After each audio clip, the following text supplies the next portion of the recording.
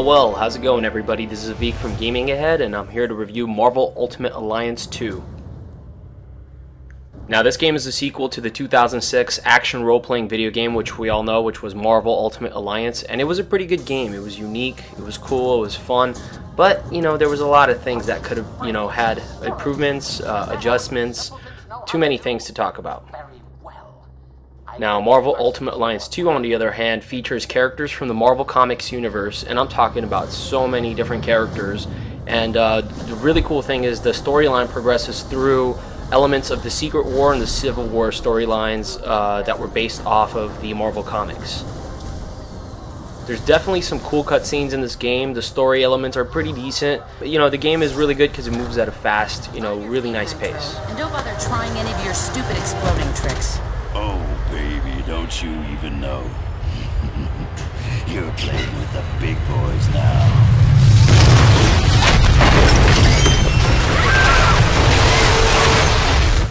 The game also allows players to choose 4 characters to play through the game. Pretty much at any time you just swap, players, interchange them. Also go into a menu where you could literally see all the superheroes that are available at your disposal for you to obviously put into the team and play as while you're playing. And of course, what kind of superhero game would this be if they didn't involve an awesome roster? And this game has some kick-ass superheroes that you unlock either throughout the game or you pretty much get these characters. It's kind of a secret, so you guys should play through to see how you guys unlock certain superheroes. I don't want to ruin anything for you guys. And some of the superheroes are, the obvious ones like Wolverine, Iron Man, Captain America, Spider-Man. There's also some other ones like Blade, Cyclops, the Hulk, Iceman, Jean Grey, Storm, Venom, The Thing. The game is generally played at this perspective, which is kind of common. It's the dungeon crawl. And it supports, 4 players simultaneously that battle together. So you could play with 4 people pretty much on one, let's say, console, but that's definitely not recommended because the camera's not perfect, and the best way to kind of get around this is to play this online with your friends, which pretty much makes the experience that much grander.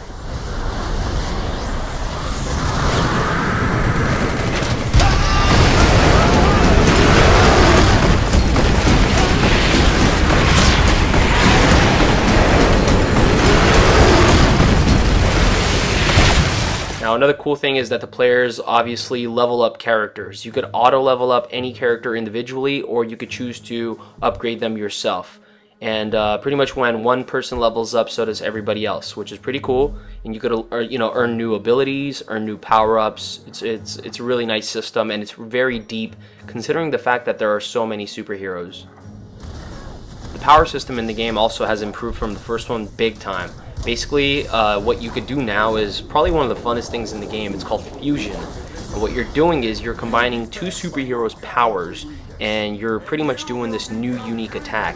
Like there's one where, Spider-Man swings Wolverine around, tosses him directly at one opponent, and it does critical damage. These are the type of things that, if you think about it, there are so many different kinds of combinations you could do these fusions, and it just makes the game really sweet and fun and really cool to coordinate with another user, another gamer, and do these fusion attacks.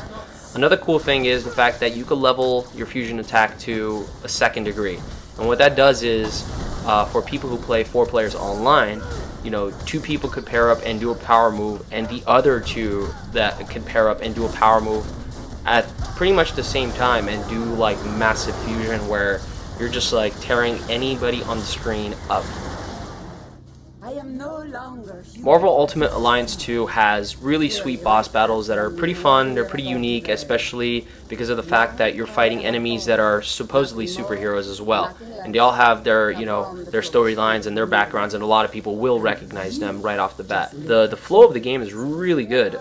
There's some good breakpoints where, you're in like this lobby system and you're trying, you get more information, get to talk with other superheroes. But besides that, going into the game, the pacing, between the levels is very fun. There's also awesome choice-making decisions that will alter the storyline, literally, and it's really cool that you're standing up for the side that you believe in. It's also encouraging to see a significant number of S.H.I.E.L.D. agents defecting to our side. They call themselves the White Star, apparently in my honor. I can't tell you we're in for an easy time, though. Stark and S.H.I.E.L.D. have advanced technology and almost unlimited resources at their disposal. Yeah, but none of that matters. What we got is more important.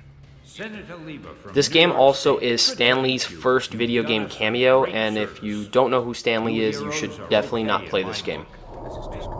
There's also some great DLC coming out for this game with more superheroes that they're going to introduce and other different plot lines that where you can play through the missions, new missions and new challenges that the developers are going to throw at us. So that's going to be some exciting stuff, especially for the people who really dig this game.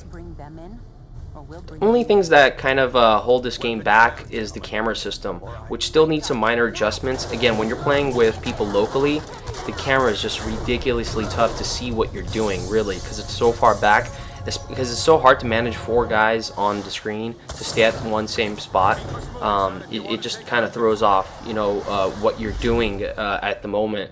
However, when you play online, again, that's the best experience you're going to get because you have a dedicated camera on your superhero and you're also kind of the dedicated superhero at the moment. So if you're Spider-Man, you're playing with 3 of your friends, you can't really switch off on the fly. However, you do get a great camera system on you where you always see what you're doing and you have full camera access and controls with the right stick. I'm sure you've got plenty of back. And that's it, guys. If you're looking for another superhero game, Batman did a great job. Being one of the best comic book based games of all time.